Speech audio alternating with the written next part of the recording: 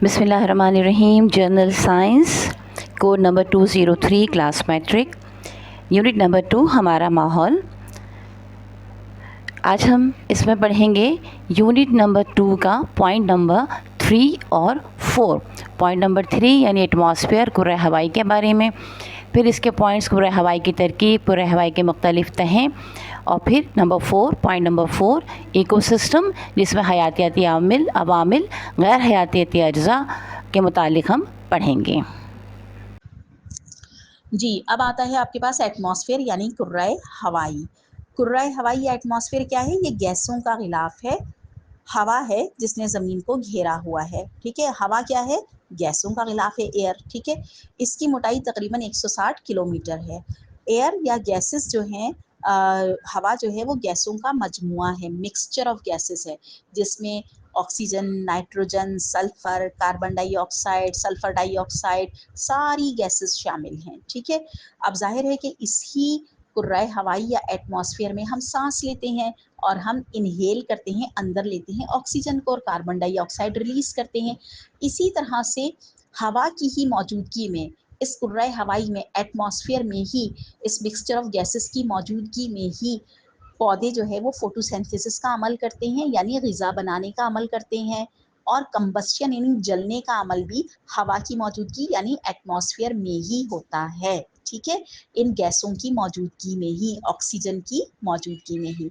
अगर एटमॉस्फेयर मौजूद ना हो, कुर्राए हवाई मौजूद ना हो, गैसों का गिलाफ मौजूद ना हो, तो लाइफ मुमकिन ही नहीं है, ज़िंदगी मुमकिन ही नहीं है, क्योंकि ज़िंदगी के लिए ज़रूरी है ऑक्सीजन, और ऑक्सीजन और कार्बन डाइऑक्साइड फोटोसिंथेसिस के लिए ज़रूरी है।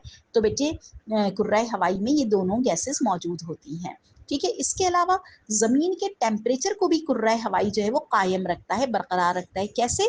क्योंकि सूरज की नुकसानदा शुआओं को ये ज़मीन तक नहीं पहुंचने देता। नुकसानदा शुआएं वो रेज़ सूरज की जो हमारी ज़मीन को नुकसान पहुंचाएं, यहाँ मौजूद जानदारों को, चाहे वो प्लांट हों, चाहे वो एनिमल्स हों, चाहे वो इंसान हों, उन्हें नुकसान पहुंचाएं। वो अल्ट्रा वायलेट और इंफ्रा रेड रेडिएशंस होती हैं, ठीक है। तो उनसे जो है उन्हें वो ज़मीन तक ये कुर्राए हवाई पहुंचने नहीं देता। एटमॉस्फेयर उन्हें ऊपर ही रोक लेती है। वो नुकसानदा सूरज की शुआएं एटमॉस्फेयर के गिलाफ को, इस कुर्राए हवाई के गिलाफ को क्रॉस करके नीचे नहीं पहुंच पाती हैं, ठीक है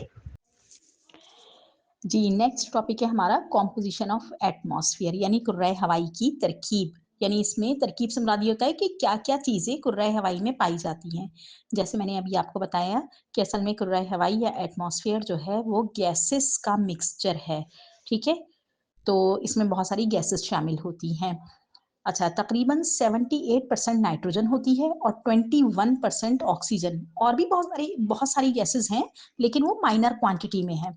बाकी जो हिस्सा है वो 1% आबी बुखारात यानी वाटर वेपर्स होते हैं। और जो मामूली मिकदार में गैसें पाई जाती हैं ना, उनमें कार्बन डाइऑक्साइड है, हाइड्रोजन है, ऑर्गान है, हीलियम है और ओजोन वगैरह है, ठीक है। अच्छा जी, ये हमारा निज़ाम शमसी में ज़मीन जो है वो वाहिद सैयारा है जहाँ जो है वो ऑक्सीजन और आबी बुखारात आज़ादाना हालत में पाए जाते हैं, ताकि जानदार जो है वो ऑक्सीजन से सांस ले सकें, ऑक्सीजन को सांस लेते हुए इस्तेमाल कर सकें।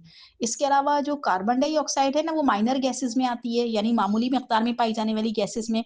तो कार्बन डाइऑक्साइड जो है उसका तनासुब यानी मिकदार के या रेशो के लिहाज से वो सिर्फ 0.04% जो है वो एटमॉस्फेयर में मौजूद है। लेकिन इतनी कम क्वांटिटी में मौजूद होने के बावजूद कार्बन डाइऑक्साइड ज़िंदगी के लिए बहुत ज़रूरी है, क्योंकि पौधे जो है फोटोसिंथेसिस का यानी ज़ियाई तालीफ के अमल से जो अपनी ग़िज़ा बनाते हैं, खुराक तैयार करते हैं, उसमें जो सबसे इम्पोर्टेंट गैस चाहिए होती है वो कार्बन डाइऑक्साइड ही है, ठीक है। इसके अलावा जलने के अमल में और ज़मीन का जो है वो टेम्परेचर बरकरार रखने के लिए भी कार्बन डाइऑक्साइड बहुत ज़्यादा अहम किरदार अदा करती है, ठीक है। और ये पैदा होती है सांस लेने के ज़रिए और जलने के अमल से। सांस लेने के ज़रिए कैसे? कि हम जो है इनहेल जो करते हैं, अंदर जब सांस लेते हैं तो सारी हवा अंदर जाती है, वहाँ ऑक्सीजन तो हमारे ब्लड का हिस्सा बन जाती है तमाम जानदारों की जो जो सांस लेते हैं। कार्बन डाइऑक्साइड और दूसरी गैसेस जो है वो फ़ज़ा में आ जाती हैं। इसके अलावा भी कार्बन डाइऑक्साइड जो है जो हमारे जिस्म में केमिकल रिएक्शन के तौर पे और जानदारों के जिस्म में बन रही है, वो भी जब हम एक्सहेल यानी सांस बाहर फेंकते हैं, सांस बाहर निकालते हैं, तो उसमें कार्बन डाइऑक्साइड भी बाहर आ जाती है। तो इस तरह से एटमॉस्फेयर में कार्बन डाइऑक्साइड का रेशो जो है वो तनासुब में रहता है, 0.04% ही रहता है। ठीक है, इसके अलावा इंसान की जितनी भी सरगर्मियां हैं यानी जो जो एक्टिविटीज हैं, उनके नतीजे में कुर्राए हवाई यानी एटमॉस्फेयर में कार्बन डाइऑक्साइड के बढ़ जाने का अंदेशा होता है, क्योंकि कार्बन डाइऑक्साइड एक टॉक्सिक गैस भी है और एक नुकसानदा गैस भी है।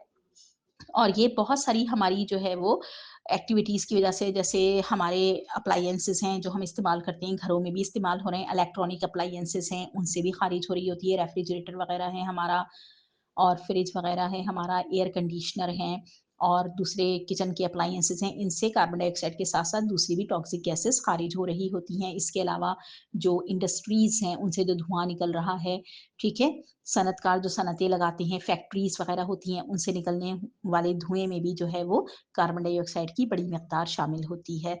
तो कार्बन डाइऑक्साइड फ़ज़ा में ज़्यादा होने का अंदेशा होता है, जिसकी वजह से, जिसको हम आलूदगी या पॉल्यूशन कहते हैं। हर गैस कुर्राए हवाई में जो है वो एक ख़ास तरकीब से मौजूद है और उसे बरकरार रहना चाहिए ताकि तवाज़ुन कायम रहे। अगर वो कम हो जाए या ज़्यादा हो जाए तो ज़िंदगी पर इसके बुरे असरात मुरतब होते हैं, चाहे वो पौधों की ज़िंदगी हो, चाहे वो जानवरों की ज़िंदगी हो या वो इंसानों की ज़िंदगी हो। ठीक है, ये थी केमिकल कॉम्पोजिशन या कॉम्पोजिशन ऑफ एटमॉस्फेयर यानी कुर्राए हवाई की तरकीब। यानी इसमें गैसेस मौजूद हैं और 1% आबी बुखारात हैं और 78% नाइट्रोजन है, 21% ऑक्सीजन है, बाकी में मामूली मिकदार में carbon dioxide, hydrogen, argon, helium और ओजोन वगैरह शामिल हैं। ठीक है, नेक्स्ट टॉपिक है कुर्राए हवाई की मुख्तलिफ तहें।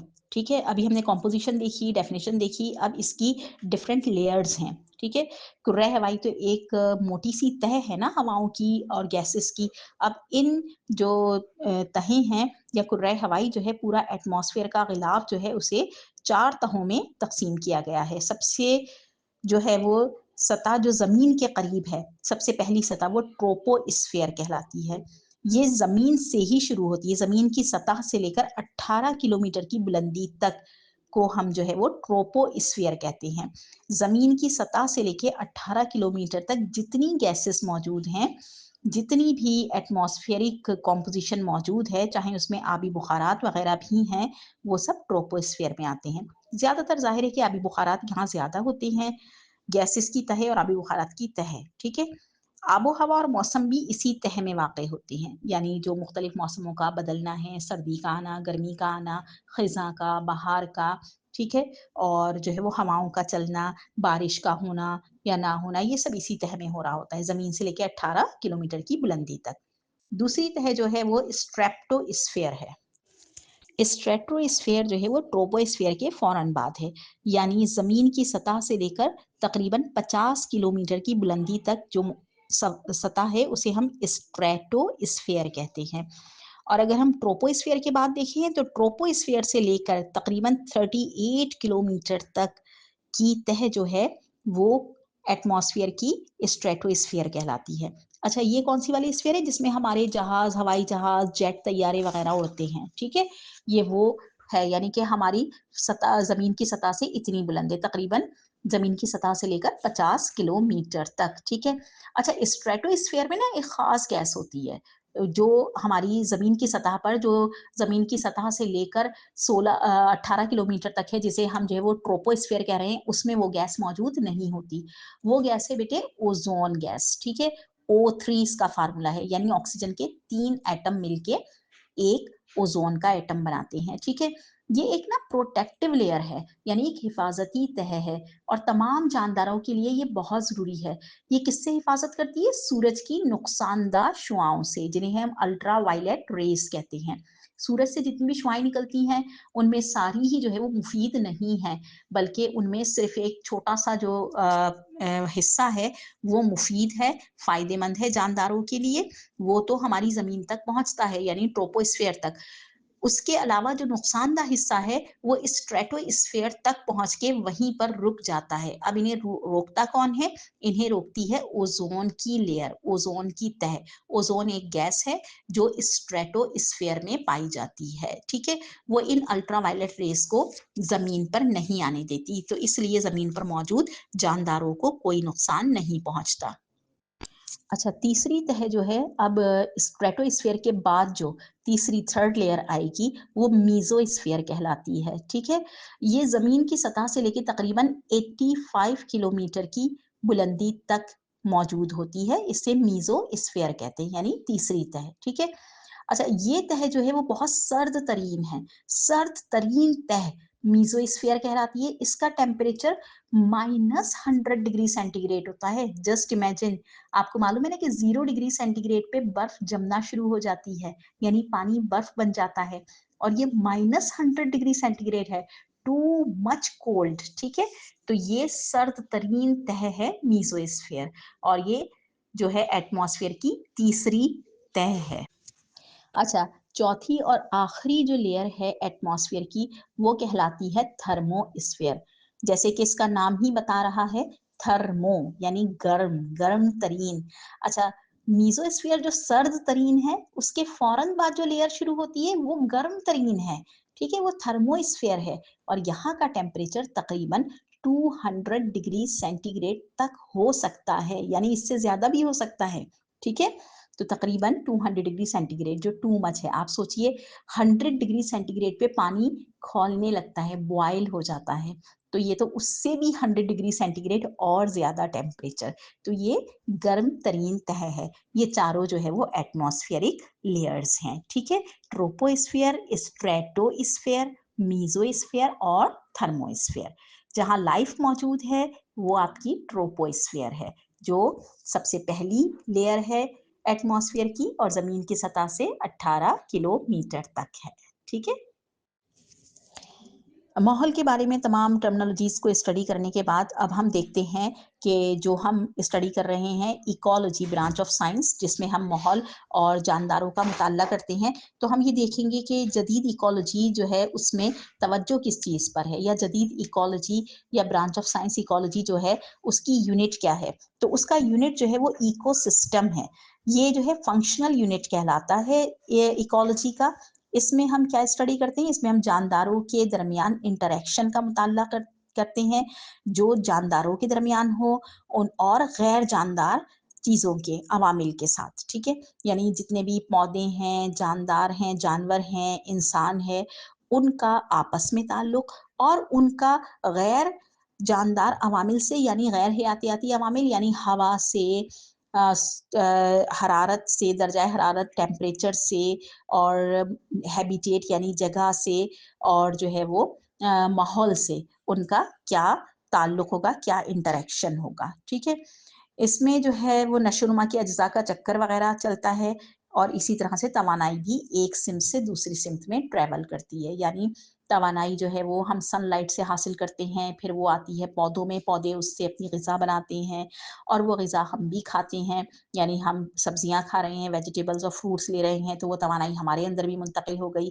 پھر کچھ اینیملز جو ہے وہ گریزنگ اینیمل کو کھاتے ہیں، تو توانائی ان تک پہنچ جاتی ہے. تو یہ پورا توانائی کا چکر کہلائے گا، اور اس طرح سے غذا کا چکر بھی کہلائے گا. یہ سب ہم ایکو سسٹم کے اندر اسٹڈی کرتے ہیں. ٹھیک ہے، تو اب ہم اسٹڈی کریں گے ایکو سسٹم کو، جو ایکالوجی کی فنکشنل اکائی یعنی کہ فنکشنل یونٹ ہے. سب سے پہلے ہم اسٹڈی کریں گے components of ecosystem. Ecosystem کے اجزاء یہ دو ہوتے ہیں، جیسے ابھی میں نے آپ کو بتایا، حیاتیاتی عوامل یعنی بایوٹک فیکٹر، اور غیر حیاتیاتی عوامل یعنی اے بایوٹک فیکٹر. سب سے پہلے آ جاتے ہیں بایوٹک فیکٹر. بایوٹک یا حیاتیاتی عوامل میں کون کون شامل ہیں؟ حیاتیاتی عوامل میں تمام جاندار شامل ہیں جو اپنی خوراک 3 بنیادی طریقوں سے حاصل کرتے ہیں. ٹھیک ہے، یعنی ایکو سسٹم میں، کسی بھی ایکو سسٹم میں رہنے والے تمام جاندار، چاہے وہ انسان ہو، چاہے وہ چرند پرند ہوں، یعنی کسی بھی طرح کے جانور ہوں. ٹھیک ہے، وہ 3 بنیادی طریقوں سے اپنی غذا حاصل کرتے ہیں. یعنی یا تو خوراک وہ خود تیار کرتے ہیں جیسے کہ پودے، یا وہ جو ہے وہ दूसरे जानदारों को खाकर या नामियाती मवाद को डीकम्पोज करके जो कंपोनेंट्स जो है वो पाए जाते हैं ज़मीन में, या जो मुर्दा अजसाम होते हैं उनको डीकम्पोज करके उससे अपनी ग़िज़ा हासिल करते हैं। ठीक है, इनको हम जो है वो ऐसे जानदार कहते हैं जो मुर्दा अजसाम पे डिपेंड करते हैं। तो इस लिहाज से जानदारों को उनकी खुराक के हासिल करने के तरीक़ों के लिहाज से 3 जो है वो ग्रुप्स में तक़सीम किया गया है। नंबर 1, पहले जो जानदार हैं वो कहलाते हैं प्रोड्यूसर, तैयार कुनिंदगान, प्रोड्यूसर, ये बायोटिक फैक्टर्स में हैं इकोसिस्टम के। दूसरे कहलाते हैं कंज्यूमर्स यानी सारिफीन, जो इस्तेमाल करते हैं, प्रोड्यूसर की बनाई हुई खुराक को इस्तेमाल करते हैं। तीसरे कहलाते हैं डीकम्पोजर्स, तहलील कुनिंदगान, यानी जो डीकम्पोज करके, ब्रेक करके, तोड़ के, नामियाती जो है वो मवाद को तोड़ के अपनी ग़िज़ा हासिल करते हैं। 1 बाय 1 हम हर एक को जो है वो देखेंगे। जी, सबसे पहले आ जाते हैं तैयार कुनिंदगान यानी प्रोड्यूसर्स। प्रोड्यूसर्स वो जानदार हैं जो इनऑर्गेनिक मॉलिक्यूल्स को, यानी गैर नामियाती मॉलिक्यूल्स को, जैसे कि पानी, कार्बन डाइऑक्साइड और रोशनी, ठीक है, इनको जो है क्लोरोफिल की मौजूदगी में मिलाकर अपने लिए खुराक यानी ग़िज़ा तैयार करते हैं, क्योंकि ये अपनी ग़िज़ा खुद तैयार कर रहे हैं with the help of carbon dioxide, with the help of water, in the presence of light and chlorophyll. ठीक है, तो इसलिए इन्हें हम प्रोड्यूसर्स यानी तैयार कुनिंदगान, अपनी ग़िज़ा खुद बनाने वाले कहते हैं। ठीक है, तो ये जो है खुश्की के इकोसिस्टम में, अगर हम जो है वो लैंड इकोसिस्टम में देखें तो कौन होते हैं प्रोड्यूसर्स, कौन अपनी ग़िज़ा खुद तैयार करते हैं? ज़ाहिर है पौधे। ठीक है, तो पौधे प्रोड्यूसर्स हैं, अपनी ग़िज़ा खुद बनाते हैं। किस तरीके से बनाते हैं? जिस तरीके से बनाते हैं उसे हम कहते हैं, उस प्रोसेस को फोटोसिंथेसिस, ग़िज़ाई तालीफ का ज़ियाई तालीफ का अमल। ठीक है, इसी तरह से जो वाटर इकोसिस्टम है उसके अंदर जो है वो भी फोटोसिंथेसिस से अपनी ग़िज़ा बनाने वाले अजसाम मौजूद होते हैं, लेकिन वो प्रोटोक्टिस्ट कहलाते हैं। ठीक है, इनके अंदर जो है वो क्लोरोफिल पाया जाता है, जैसे फन एल्गी वगैरह हैं। ठीक है, एल्गी हैं और जिसमें क्लेमेटोमोनास आ जाता है, आपका यूग्लिना आ जाता है, ये सब जो है वो वाटर में पाए जाते हैं। वॉलवॉक्स वगैरह ये अपनी ग़िज़ा खुद फोटोसिंथेसिस के ज़रिए बनाते हैं। फोटोसिंथेसिस कौन सा अमल है? वो अमल जिसके अंदर पौधे और जो है वो प्रोटिस्ट अपनी ग़िज़ा खुद बनाते हैं। किसके ज़रिए? पानी और कार्बन डाइऑक्साइड के रिएक्शन से। लेकिन पानी और कार्बन डाइऑक्साइड मिलकर कब रिएक्शन देंगे और ग़िज़ा बनाएंगे? In the presence of light and chlorophyll, के रोशनी और क्लोरोफिल की मौजूदगी में, और रोशनी ज़्यादातर सूरज से हासिल की जाती है। तो सबसे अहम प्रोड्यूसर्स कौन हो गए? ज़मीन के इकोसिस्टम में, लैंड इकोसिस्टम में पौधे, और वाटर इकोसिस्टम में जो है वो पौधे भी होते हैं जो वाटर में पाए जाते हैं, पानी में पाए जाने वाले पौधे, और इसके अलावा ज़्यादातर प्रोटिस्ट यानी जो है वो एनिमल जो यूनिसेलुलर होते हैं लेकिन जिनके अंदर क्लोरोफिल मौजूद होता है। ठीक है, बायोस्फीयर में दाखिल होने वाली तमाम एनर्जी यानी तमाम रोशनी जिसको ये कन्वर्ट कर रहे हैं किसके अंदर, जिसकी हेल्प से ये ग़िज़ा बना रहे हैं, यानी उस रोशनी की एनर्जी को, सनलाइट की एनर्जी को ये फूड एनर्जी में कन्वर्ट कर रहे हैं, उसकी हेल्प से ये फूड बना रहे हैं। ये कहलाते हैं बेटे प्रोड्यूसर्स। इनके बाद आ जाते हैं कंज्यूमर्स यानी सारिफीन। सारिफीन या कंज्यूमर्स में वो जानदार शामिल हैं जो अपनी ग़िज़ा खुद नहीं बनाते हैं। ठीक है, इनमें फोटोसिंथेसिस का प्रोसेस नहीं होता है, ये प्रोड्यूसर्स से अपनी ग़िज़ा हासिल करते हैं। प्रोड्यूसर्स जो पौधे हैं, पौधों से बनाई हुई ग़िज़ा को ये इस्तेमाल करते हैं। ठीक है, अच्छा जी, इसके अंदर जो शामिल हैं वो जानवर हैं, तमाम फंजाई हैं, प्रोटोक्टिस्ट हैं, काफ़ी सारे बैक्टीरिया हैं, ये सब कंज्यूमर्स में शामिल हैं। कंज्यूमर्स का खुराक हासिल करने का तरीका मुख्तलिफ है।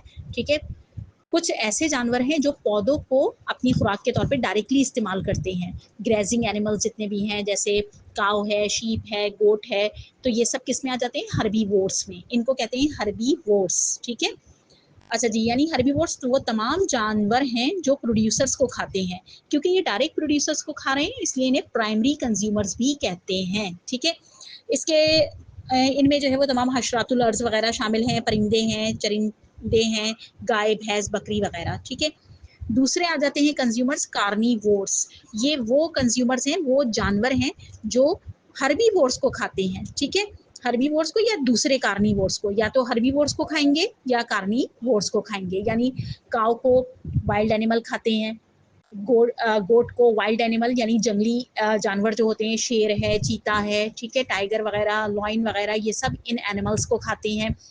इसके अलावा जो है वो दूसरे एनिमल्स भी, ठीक है। तो ये जो है वो प्राइमरी कंज्यूमर्स को खाते हैं, तो इसलिए इन्हें सेकेंडरी कंज्यूमर्स कहते हैं। ये ग्रेजिंग एनिमल नहीं होते। कार्निवोर्स जो हैं वो प्लांट नहीं खाते बल्कि मीट खाते हैं। किसका मीट खाते हैं? ये प्रोड्यूसर्स से जो प्राइमरी कंज्यूमर्स थे हर्बीवोर्स, उनका मीट खाते हैं, ठीक है। इसके अलावा ये दूसरे कार्निवोर्स को भी कुछ खा सकते हैं, उन्हें हम टर्शरी कंज्यूमर्स कहते हैं। जैसे शेर है, सांप है, उकाब है और मकड़े हैं, ये सब कार्निवोर्स की मिसालें हैं क्योंकि ये शिकार को पकड़ के खाते हैं, सही है। इसके अलावा और भी कंज्यूमर्स हैं जो ओमनीवोर्स कहलाते हैं। वो ओमनीवोर्स क्यों कहलाते हैं? क्योंकि वो प्लांट भी खाते हैं यानी प्राइमरी कंज्यूमर्स को भी खाते हैं, और वो मीट भी खाते हैं यानी वो जो सेकेंडरी कंज्यूमर्स हैं उन्हें भी खाते हैं, ठीक है। यानी वो हम जैसे कि इंसान इसमें आ जाता है, वो सब्जी भी खाता है, फ्रूट भी खाता है, और इसके अलावा वो काऊ, गोट, शीप, इनके जो है वो मीट को भी खाता है। तो क्योंकि हम दोनों तरह की चीज़ें खाते हैं, इसलिए ना तो हम मुकम्मल तौर पे हर्बीवोर्स हैं, ना ही मुकम्मल तौर पे कार्निवोर्स। हम कार्निवोर्स और हर्बीवोर्स दोनों का कॉम्बिनेशन है, तो इसके लिए टर्म यूज़ होती है ओमनीवोर्स, ठीक है। तो ओमनीवोर्स जो हैं वो कार्निवोर्स और हर्बीवोर्स दोनों को खाते हैं, ठीक है। इसके बाद टर्म आ जाती है डीकम्पोजर्स, प्रोड्यूसर्स और कंज्यूमर्स। कंज्यूमर्स में 3 हमने कैटेगरीज बताई आपको। कंज्यूमर्स में पहली कैटेगरी थी प्राइमरी कंज्यूमर्स की, जो थे आपके हर्बीवोर्स, दूसरे थे सेकेंडरी कंज्यूमर्स जो कार्निवोर्स थे, तीसरे हैं टर्शरी कंज्यूमर्स जो ओमनीवोर्स हैं। और वैसे टर्शरी कंज्यूमर्स में जो है वो कार्निवोर्स भी आ रहे हैं, वो जो दूसरे कार्निवोर्स एनिमल को ही खाते हैं, ठीक है।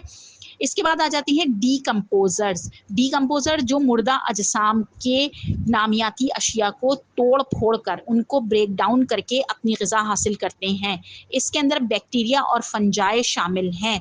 ये मुख्तलिफ़ किस्म के मुर्दा नामियाती मवाद को डीकम्पोज करते हैं। डीकम्पोज यानी ब्रेक करते हैं। जैसे दरख्त वगैरह कोई गिर जाता है, उसके बाद गल सड़ जाता है, तो उसके गले सड़े पत्तों को डीकम्पोज करके बैक्टीरिया उसके ऊपर आ जाते हैं। इसी तरह से कोई जानवर वगैरह मर गया, उसके जिस्म पे बैक्टीरिया, फंजाई वगैरह जमा हो जाते हैं, और उसको ब्रेक करके उसके जिस्म के आज़ा को और उनके कीमियाई मरकबात को ब्रेक करके जो है वो अपनी ग़िज़ा हासिल करते हैं।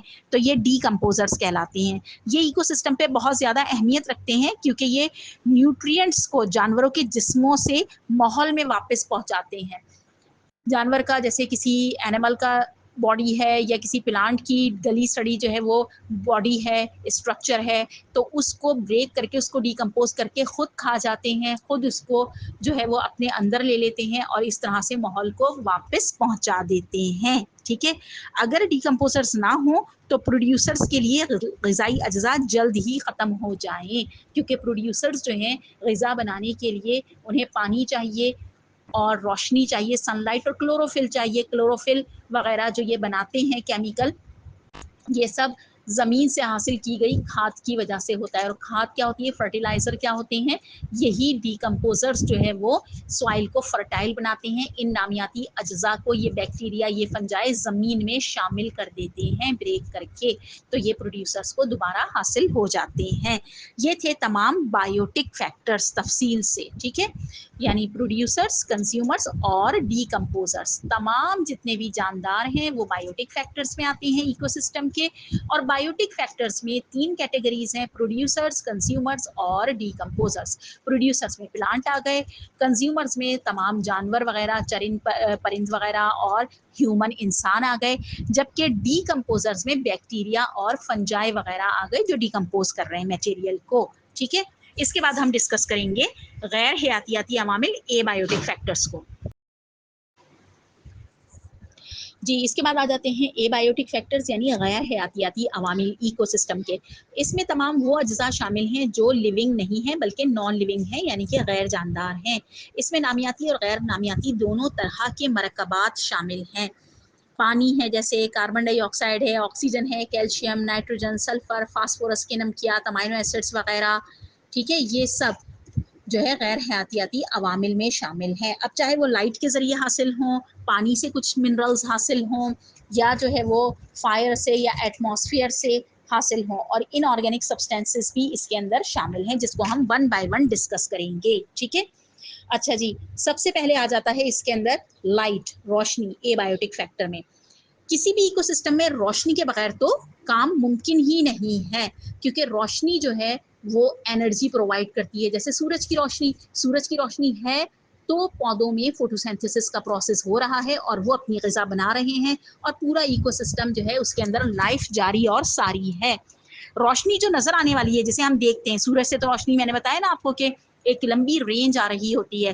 اس کے اندر ایک مخصوص ویو لینتھ کی لائٹ جو ہے جو 390 ملی مائکرون سے لے کے 760 ملی مائکرون تک ہوتی ہے، یہ زمین کی سطح پر پڑتی ہے.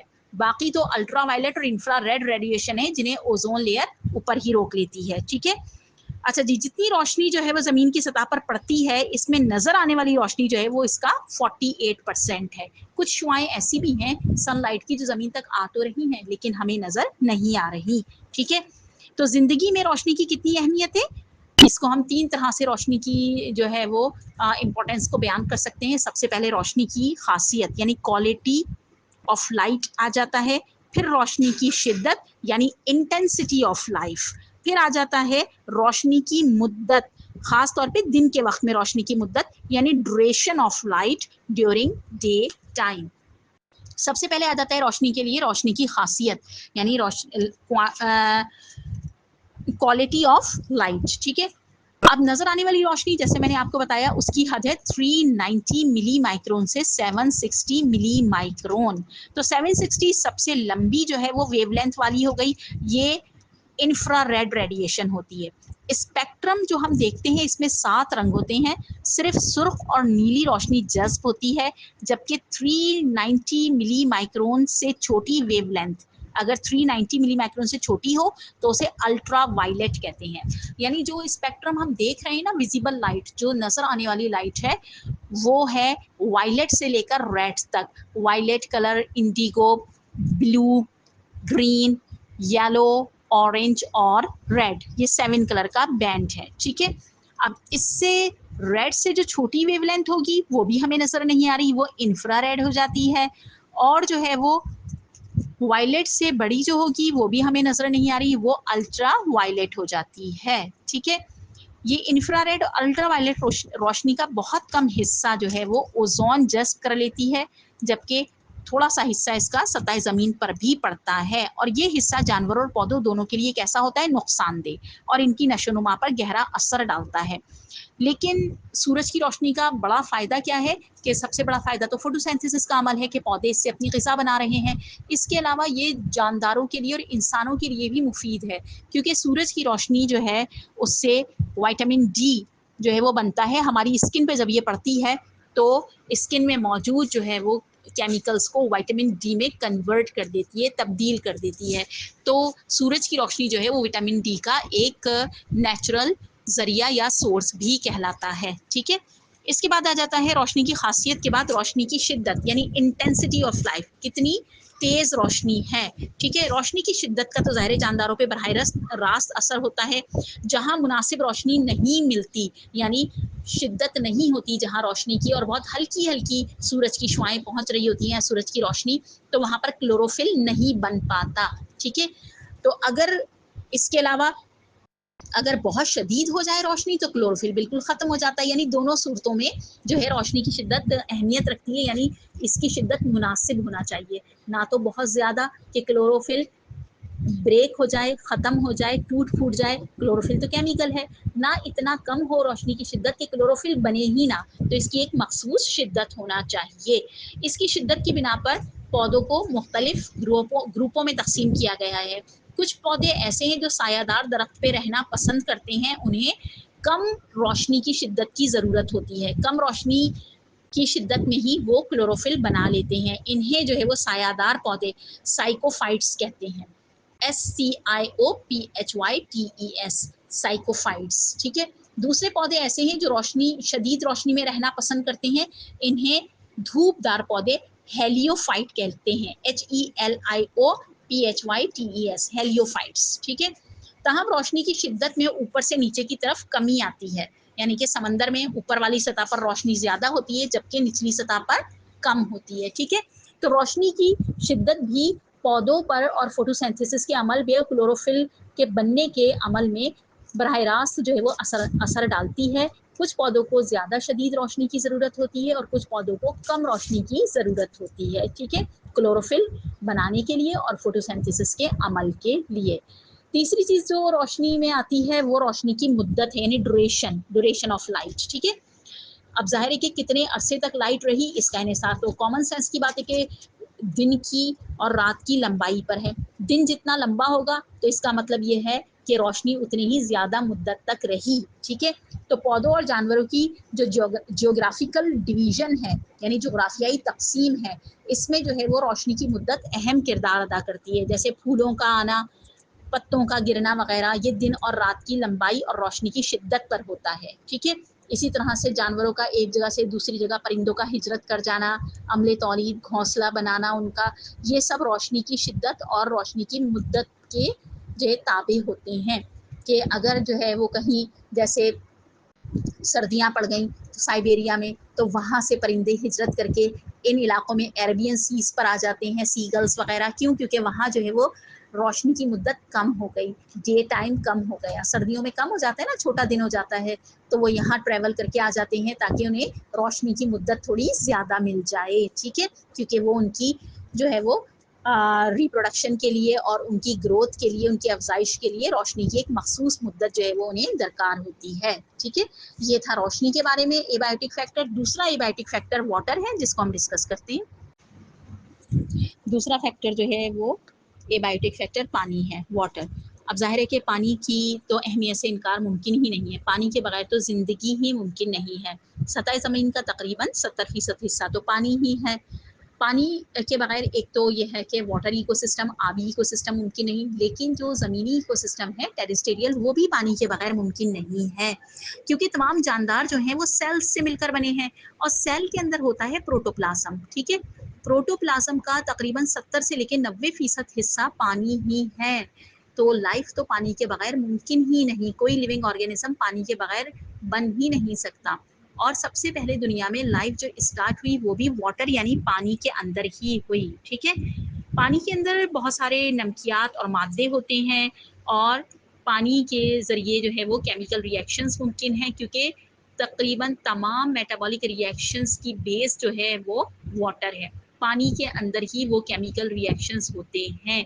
हमारी बॉडी के अंदर, तमाम लिविंग ऑर्गेनिजम्स के अंदर, प्लांट के अंदर जितने भी केमिकल रिएक्शंस हो रहे हैं, जैसे कि फोटोसिंथेसिस का अमल जिसमें वाटर और कार्बन डाइऑक्साइड मिलकर ग्लूकोज बना रहे हैं, वो भी सारे के पानी की मौजूदगी में हो रहा है। इसी तरह से जितने भी केमिकल रिएक्शंस हो रहे हैं उन्हें हम मेटाबॉलिज्म कहते हैं, चाहे वो जानवरों में हो, चाहे इंसानों में, चाहे वो पौधों में, वो सब केमिकल रिएक्शंस पानी की मौजूदगी में ही होते हैं। पानी की एक बड़ी खासियत ये भी है कि इसके अंदर चीज़ें आसानी से डिज़ोल्व हो जाती हैं, हल हो जाती हैं। इवन दो कि इसमें ना गैसेस वगैरह भी, जैसे कार्बन डाइऑक्साइड है, ऑक्सीजन है, वो भी पानी में आसानी से हल हो जाती हैं। इसके अलावा पानी में आयंस भी जो है वो बनते हैं, आयन साजी भी हो जाती है पानी की। पानी को जब हम करंट गुजारें तो H पॉजिटिव और OH नेगेटिव में ब्रेक होकर आयन बनाता है, ठीक है। H पॉजिटिव और OH नेगेटिव आयन बनाता है, ठीक है। तो इसी तरह से अगर हम सोडियम क्लोराइड को, आम नमक NaCl को इसमें डिसॉल्व करें तो वो Na पॉजिटिव O और Cl नेगेटिव में ब्रेक हो जाता है, यानी पानी में आयन साजी भी आराम से हो जाती है। इसके अलावा पानी में दर्जा हरारत का उतार चढ़ाव भी एक जैसा रहता है और पानी का नुक्ता अंजुमात यानी फ्रीजिंग पॉइंट, फ्रीज होने का पॉइंट भी बहुत ज़्यादा है। और इसके अलावा पानी की कसाफत भी ज़्यादा से ज़्यादा 4 डिग्री सेंटीग्रेड है, ठीक है। तो इसी वजह से समंदर की ना ऊपर की सतह का पानी तो जम जाता है, लेकिन जब बहुत ज़्यादा सर्दी हो शदीद, लेकिन अंदर का पानी जो है वो नहीं जमता। तो अंदर जो है वो सर्दियों में भी आराम से जानदार जिंदा रह सकते हैं। इसके अलावा पानी जो है वो बहुत ज़्यादा शफ़ाफ़ है, यानी उसमें जो है रोशनी बहुत अंदर तक जा सकती है और जो है वो अंदर तक पहुंचकर जानदारों के ज़िंदा रहने का बाइस बन सकती है और आबी हयात जो है वो उस रोशनी को इस्तेमाल कर सकते हैं, ठीक है। तो पानी जो है वो ज़िंदगी के लिए बेइंतहा अहम है, बल्कि पानी तो लाइफ ही है। नेक्स्ट टॉपिक हमारे पास इसी से रिलेट है, टेम्परेचर। یعنی جو ہم ڈسکس کر رہے ہیں اے بایوٹک فیکٹر، ان میں سے نیکسٹ فیکٹر ہے ٹیمپریچر یعنی درجہ حرارت. ٹھیک ہے، آپ کو پتہ ہے دنیا میں نا زمین پر درجہ حرارت مختلف علاقوں میں مختلف ہوتا ہے، یعنی کہ مختلف مقامات پر مختلف ہوتا ہے، ایک جیسا نہیں ہوتا. جیسے کراچی میں کچھ اور ٹیمپریچر ہے، اور جو ہے وہ دہلی میں کچھ اور ہوگا، تو لندن میں کچھ اور ہوگا. تو ملک پوری دنیا کے مختلف مقامات پہ ٹیمپریچر مختلف ہوتا ہے. ایون دو کہ ایک ہی ملک کے بھی مختلف جو ہے وہ شہروں کا ٹیمپریچر اس میں ویریشن ہوتی ہے، یعنی مختلف ہوتا ہے. اچھا، یہ جو ویریشن ہے ٹیمپریچر میں جو مختلف ہوتا ہے، یہ زمین کے طول بلد اور عرض بلد کی وجہ سے ہوتا ہے. لیٹیٹیوڈ اور لانگیٹیوڈ. ٹھیک ہے، لیٹیٹیوڈ اور لانگیٹیوڈ ہم کہتے ہیں فرضی لائنوں کو. یہ زمین پر نا اسٹڈی کرنے کے لیے، کیونکہ آپ کو پتہ ہے کہ زمین یا دنیا جو ہے اسفیئر کی صورت میں ہے، کرے کی شکل میں نا، ہالو اسفیئرس کی صورت میں. اس کے اوپر آسانی کے لیے ایک جو ہے وہ بالکل درمیان میں ایک لائن جو ہے وہ امیجنری یعنی تصوراتی لائن ڈرا کی گئی ہے، جس کو ہم خط استوا کہتے ہیں. ٹھیک ہے، اچھا، اس کے ساتھ جو ہاریزونٹل جتنی بھی لائن ہوں گی افقی طور پہ بڑی ہوئی تھوڑے تھوڑے ڈسٹینسز پہ لائنیں ہوتی ہیں، انہیں ہم طول بلد انہیں ہم عرض بلد کہتے ہیں. ٹھیک ہے، انہیں ہم لیٹیٹیوڈ کہتے ہیں. اور لانگیٹیوڈ یعنی طول بلد جو ہے وہ لمبائی میں عمودی طور پر جو کھینچی جائیں گی لائنیں وہ ہوتی ہیں. ٹھیک ہے، تو اس سے ہم کیا کرتے ہیں کہ زمین کو مختلف حصوں میں ڈیوائڈ کر کے اس کو تقسیم کر کے اسے اسٹڈی کرتے ہیں جغرافیائی جو ہے وہ طور پر، اس پر اس کے انوائرمنٹ کو، ماحول کے اثرات، موسموں کو، ہر چیز کو جو ہے وہ اسٹڈی کرنا تاکہ آسان ہو جائے. صحیح ہے، یہ امیجنری یا تصوراتی لائنیں اس وجہ سے کھینچی جاتی ہیں. تو ان کی وجہ سے نا درجہ حرارت مختلف مقامات پر مختلف ہوتا ہے. درجہ حرارت جو ہے وہ اس کا پانی اور روشنی کے ساتھ گہرا تعلق ہے. ٹھیک ہے، جس طرح سے پانی ایکو سسٹم کے لیے ضروری ہے، اے بایوٹک فیکٹر لائف کے لیے، زندگی کے لیے واٹر سب سے اسینشیل ہے.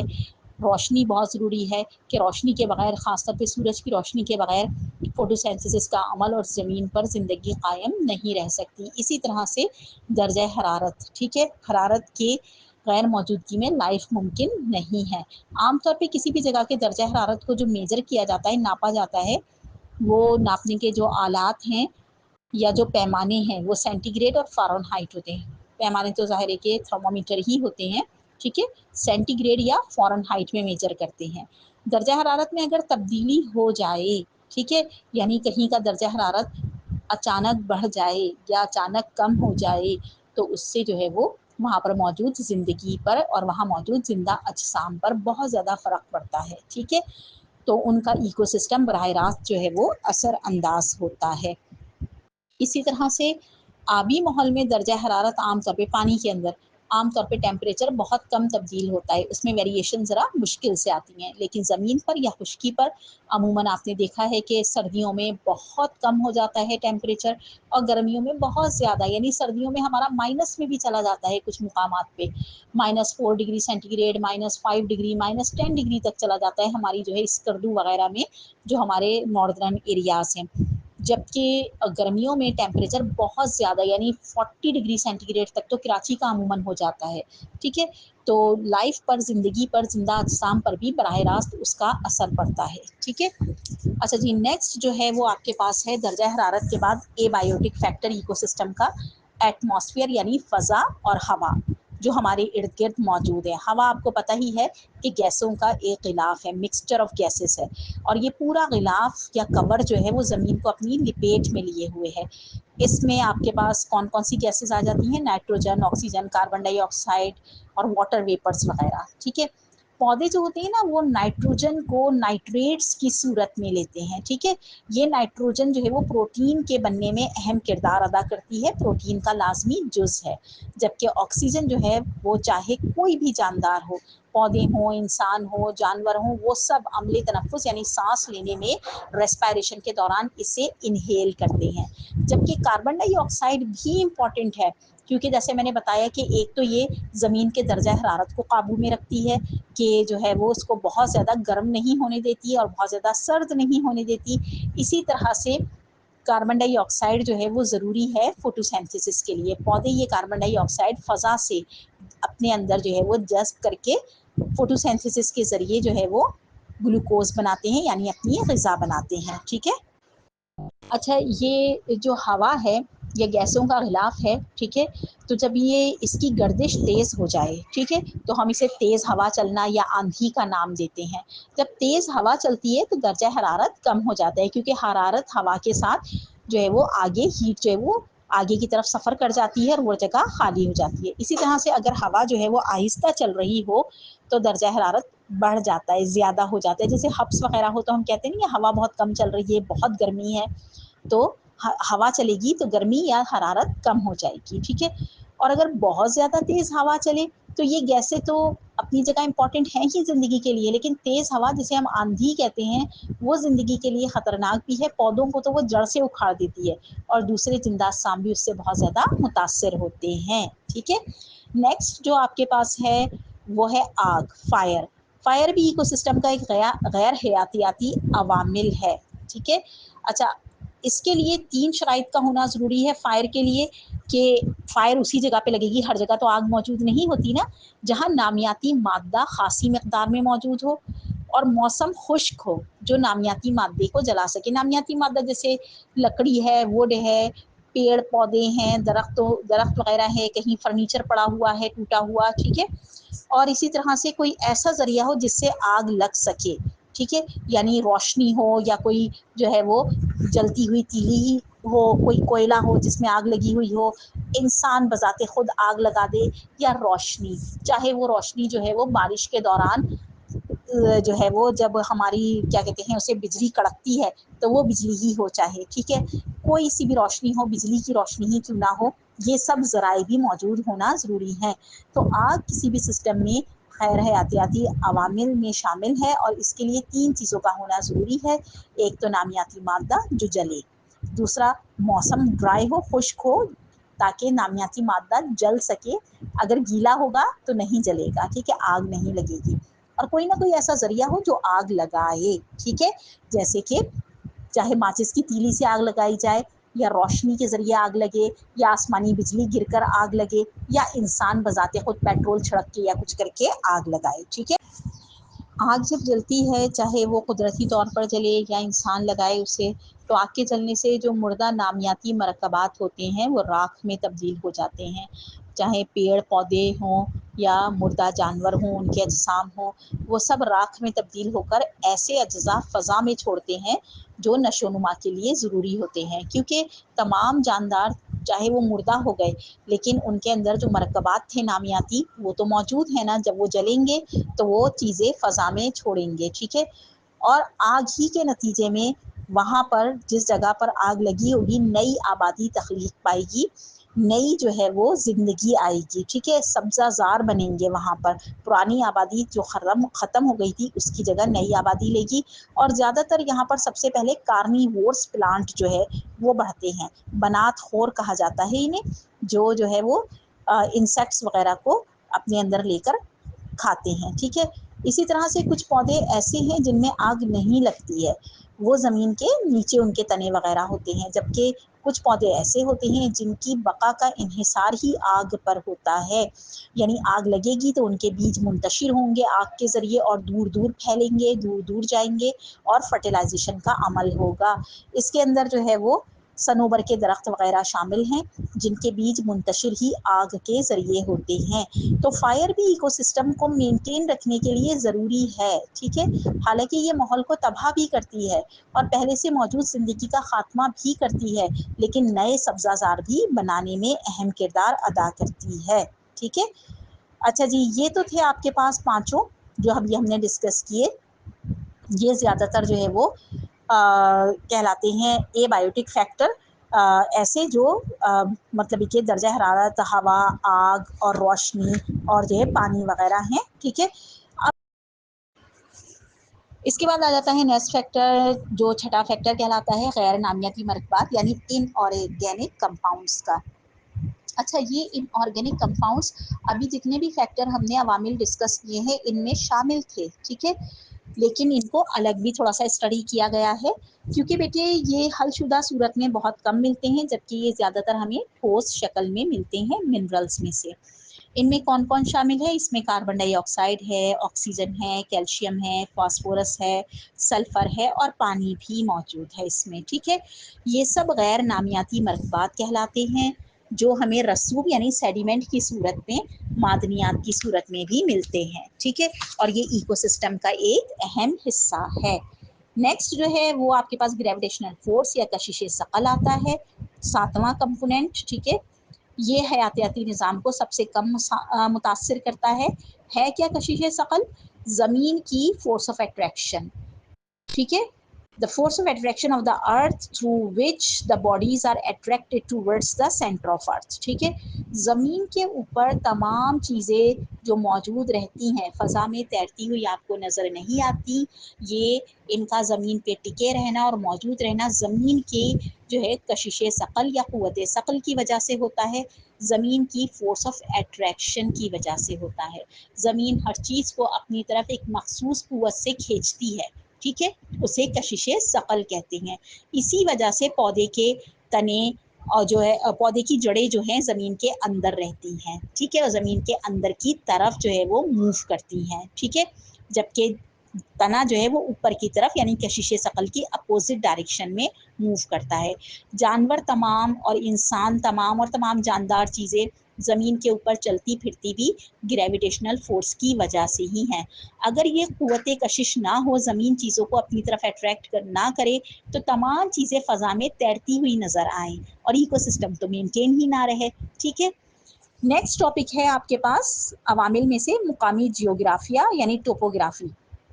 किसी भी जगह की ज़मीन जो है इसका जियोग्राफिया, इसकी टोपोग्राफी भी इकोसिस्टम में अहम किरदार अदा करती है कि वो ज़मीन जो है जिस जगह में इकोसिस्टम को स्टडी किया जा रहा है, क्या वो ढलवान सतह वाली है यानी स्टीपनेस है, ठीक है, या वो स्ट्रेट यानी सीधी है। जितनी ज़्यादा ढलवान वाली सतह होगी उतनी ही ज़्यादा ज़रख़ेज़ होती है और उतनी ज़्यादा उसकी मिट्टी पायदार होती है, ठीक है, और उतनी ही ज़्यादा वहाँ सूरज की रोशनी पड़ती है, क्योंकि सतह ज़मीन से जैसे जैसे फासला बढ़ता जाता है ना, दर्जा हरारत कम होता जाता है और फ़ज़ाई दबाव भी कम होता चला जाता है। तो सूरज की तवानाई या सूरज की रोशनी को सतह पर पड़ने के लिए ढलवान सतह अहम किरदार अदा करती है। जो कुछ एंगल बनाती हुए होती है ना, जिस तरह हम कहते हैं वो ऊंचाई वाली जगह है, वो चढ़ाई वाली जगह है, ये नशेब का इलाका है, ये अंदर की तरफ जा रहा है, ये गहराई वाला इलाका है, ठीक है, तो यहाँ पे सूरज की शुआएं उस तरह से नहीं पड़ती जैसे जो है वो स्टीपनेस यानी ढलवान सतह पर पड़ती हैं। तो ढलवान सतह जो है ज़्यादा से ज़्यादा रोशनी की शुआओं को जज़्ब करने का बाइस बनती है, तवानाई ज़्यादा से ज़्यादा हासिल होती है, जिसकी वजह से ज़मीन की पायदारी बढ़ जाती है। अगर ऐसा ना हो तो ज़मीन नापायदार हो जाए और इकोसिस्टम इब्तिदाई सतह पर रहे। नेक्स्ट टॉपिक जो है वो है लास्ट वन, जो है फैक्टर, दैट इज़ सॉइल यानी मिट्टी। मिट्टी तो बहुत अहम किरदार अदा करती है इकोसिस्टम में। सबसे ऊपर वाली जो सतह है मिट्टी की, उसमें मुख्तलिफ साइज़ के ज़र्रात पाए जाते हैं और ये सतह जो है वो काफ़ी चंद सेंटीमीटर तक मोटी होती है, जिसमें पौधों की जड़ें वगैरह और दूसरे जानदार यानी बैक्टीरिया, फंजाई वगैरह और जो है जर्म्स वगैरह मौजूद होते हैं, माइक्रो ऑर्गेनिजम्स वगैरह मौजूद होते हैं। जबकि जो है इसका रंग गहरा भूरा होता है, जबकि ऊपर वाली सतह जो सतह ज़मीन के ऊपर होती है इसका रंग हल्का होता है और इसमें ज़्यादातर बड़े ज़र्रात और चट्टानें शामिल होती हैं, ठीक है। मिट्टी जो है वो ज़मीन पर पौधों की गिरफ्त और नशोनुमा में बहुत अहम किरदार अदा करती है। अगर मिट्टी या सॉइल ज़मीन पर मौजूद ना हो तो पौधों की जड़ें कहाँ परवरिश पाएंगी और पौधा जो है वो कहाँ अपने आप को एडहेयर करवाएगा, किस जगह पे जो है वो अपने आप को जो है वो स्टे करवाएगा। तो पौधे को सहारा देने में, पौधे को जो है वो गिरफ्त करने में और फिर इसकी नशोनुमा में मिट्टी अहम किरदार अदा करती है। मिट्टी के अंदर जो ज़र्रात होती है ना, इसमें बारीक बारीक सुराख होते हैं जिसमें हवा भरी हुई होती है और यही हवा जो है वो जड़ें जब अम्ले तनफ़ुस में इसी हवा से ऑक्सीजन इनहेल करती हैं, ठीक है।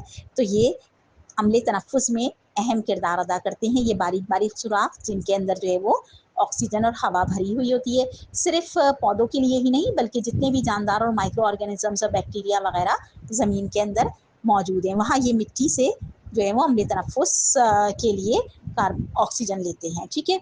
इसके अलावा मिट्टी में बहुत सारे नामियाती और गैर नामियाती दोनों अज्जा मिले हुए होते हैं, ठीक है, जो कि پودے کی زرخیزی میں اضافہ کرتے ہیں، زمین کی زرخیزی میں اضافہ کرتے ہیں اور پودے کی نشو و نما میں اہم کردار ادا کرتے ہیں۔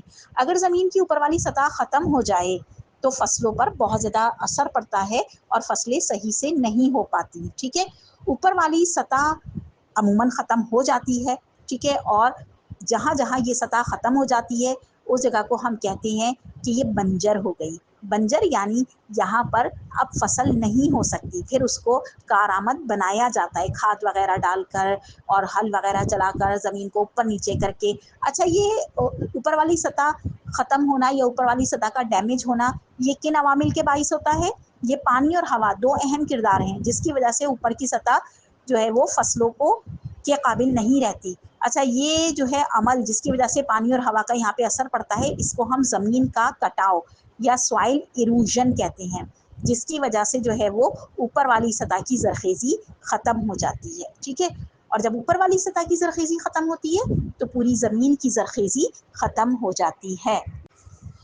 زمین کا کٹاؤ یا سوائل ایروژن کا عمل وہ عمل ہوتا ہے جس میں بہت تیز ہوا چلنے کی وجہ سے یا فلڈ وغیرہ، سیلاب وغیرہ آنے کی وجہ سے، پانی آ جانے کی وجہ سے زمین کی اوپر والی سطح جو ہے اس کی زرخیزی اور فرٹیلیٹی ختم ہو جاتی ہے۔ اچھا، یہ انسان کے اپنی ایکٹیویٹیز کی وجہ سے بھی ہو سکتی ہے کہ انسان زمین کے اوپر انڈسٹریز وغیرہ بنا لیتا ہے یا کیمیکل وغیرہ ڈال دیتا ہے، ویسٹ مٹیریل ڈال دیتا ہے، تو اس کی وجہ سے بھی جو ہے وہ زمین کی فرٹیلیٹی اوپر کی ختم ہو جاتی ہے، ٹھیک ہے۔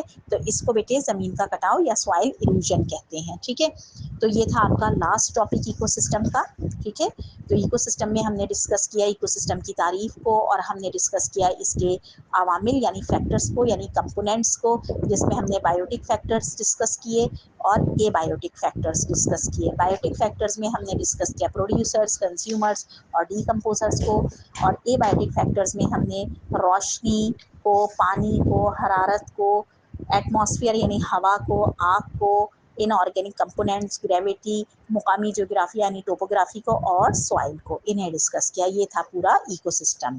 انشاءاللہ تعالیٰ اس کا نیکسٹ پارٹ عالمی ماحولیاتی مسائل، پوائنٹ نمبر 5 اور اس کے کمپوننٹس، اور پوائنٹ نمبر 6 اضافی آبادی کے ماحول پر اثرات، اور پوائنٹ نمبر 7 ماحول کی آلودگی، نمبر 8 آلودگی کے خاتمے کی تدابیر۔ یہ تمام چیزیں ہم انشاءاللہ نیکسٹ پارٹ میں کریں گے۔